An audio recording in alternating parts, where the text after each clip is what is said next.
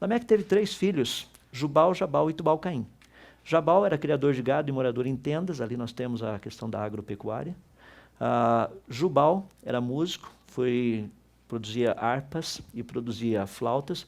Eu gosto de colocar isso de uma forma muito específica. Se eu lhe der uma flauta, ou seja, a parte metálica, e pedir para você fazer os furos para que as notas saiam certas, você saberia onde fazer os furos? Se eu lhe desse uma harpa, você saberia afiná-la? Só para você ter uma ideia do que o texto está falando. Então eram pessoas que sabiam fazer essas coisas. Quando nós tratamos de metalurgia, Tubal-Caim, artífice de todo instrumento cortante de ferro e bronze, nós vamos falar um pouquinho mais em alguns minutos, há uma necessidade de conhecimento. Eu olho para uma coisa ali na terra, o que é isso? O que eu faço com isso? Como transformar minério de ferro em, por exemplo, uma faca?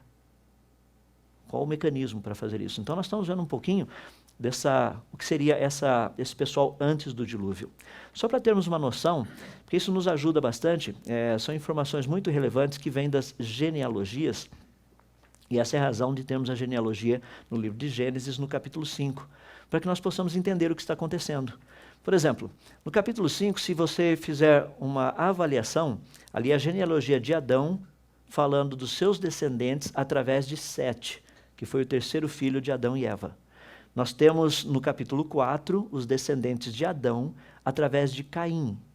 Nós temos ali Caim e Abel, os 2 filhos. Caim assassinou Abel, ficou apenas Caim. Então no capítulo 4 trata da genealogia de Caim. No capítulo 5 nós temos a genealogia de Sete. Então quando você faz um estudo comparativo entre as 2 genealogias, você vai perceber que os descendentes de Caim, o sétimo, que foi Tubal-Caim, esse foi artífice de todo instrumento cortante de ferro e bronze, ele deve ter vivido na mesma época de Matusalém, que foi um dos descendentes de Adão, através de Sete, e que foi o avô de Noé.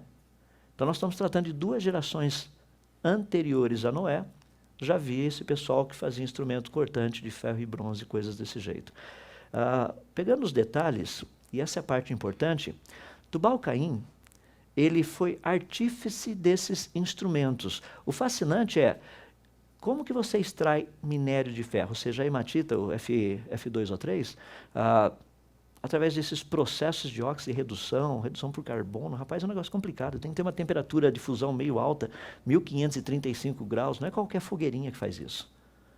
Como desenvolver essa tecnologia para termos essas coisas? Quando trata de instrumentos cortantes de bronze, daí a coisa fica um pouco mais complicado, porque o bronze é uma liga de cobre e zinco, e a proporção tem que ser muito precisa, porque senão você não cria uma ferramenta de corte.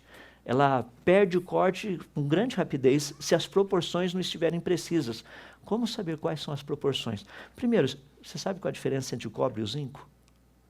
Se eu lhe der os 2, você sabe o que é o quê?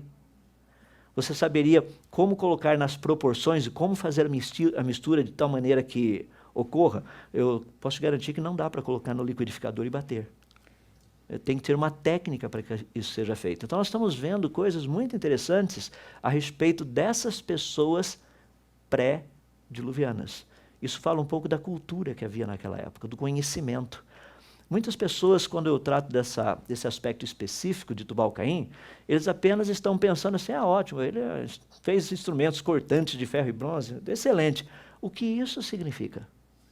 Por exemplo, vocês estão vendo um pedacinho ali, é de minério de ferro.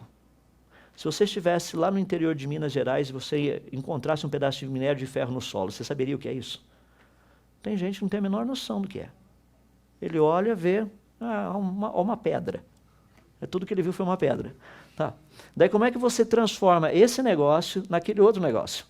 Ou seja, de minério de ferro numa faca. São processos de oxirredução por meio de carbono, é muito interessante, só mostrei um pedaço. Tem muito mais por trás. Como que você faz isso? Essas questões são fundamentais para nós entendermos um pouco do que era essa cultura pré-diluviana. Nós não estamos falando de homens das cavernas. Nós estamos falando de tecnologia. Gente que sabia fazer coisa, gente que tinha conhecimento. Já havia uma quantidade muito grande de conhecimento nessa época. Deixe-me dar um exemplo fácil, talvez possa ajudá-lo a compreender um pouquinho melhor. Imagina que nós pudéssemos viver, na atualidade, uns 900 anos. Muitas pessoas falam, rapaz, viver 900 anos para fazer o quê? Então, deixa eu me dar algumas ideias. Um curso universitário, em média, demora 5 anos para você concluí-lo.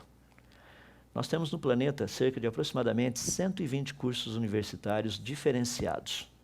Tem alguns que são apenas parecidos ou variações, mas 120 são todos diferenciados. Vamos supor que você gastasse uma boa parte da sua vida para fazer todos os cursos universitários. Isso significa que você iria investir cerca de 600 anos da sua vida estudando. Já imaginou que você ainda teria mais 300 anos para poder aplicar tudo aquilo que você aprendeu? Para e pensa, nós gastamos 5 anos fazendo um curso universitário e trabalhamos 35 e achamos que fizemos um progresso fabuloso. Imagina você poder estudar por 600 anos e ainda ter mais 300 anos para colocar em prática tudo aquilo que você conheceu.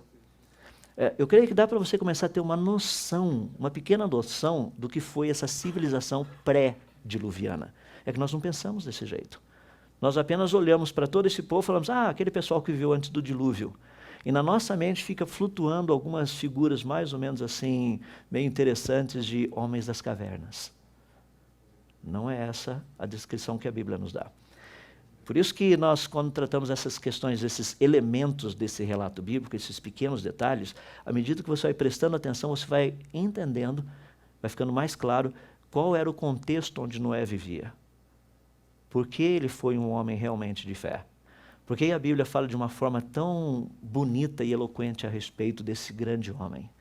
Que, vivendo numa sociedade perversa, conseguiu inclusive influenciar os seus filhos a ajudá-lo a construir a arca. Isso para mim é impressionante.